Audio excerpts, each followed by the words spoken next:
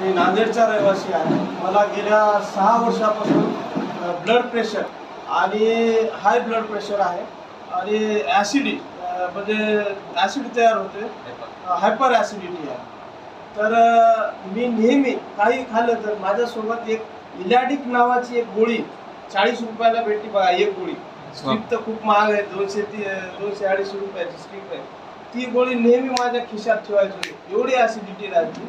तर ती ॲसिडिटी हे गेल्या 2 महिन्यापासून हे 2च बॉटल घेतल्या सर, 70% वर रिकवर झालं सर.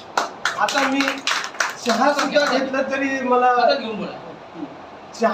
चहा घेतला तरी मला एवढा त्रास व्हायचा. मी ती गोळी 40 रुपयाची हमेशा खायचो आणि तुमचं काही अतिरिक्त खाण्यात आलं तरी मला ते प्रॉब्लेम व्हायचा आणि मला त्या ॲसिडिटीमुळं माझा ब्लड प्रेशर बी वाढायचा. हे नेहमी असं हे व्हायचं, मला खूप त्रास व्हायचा, भीती वाटायची.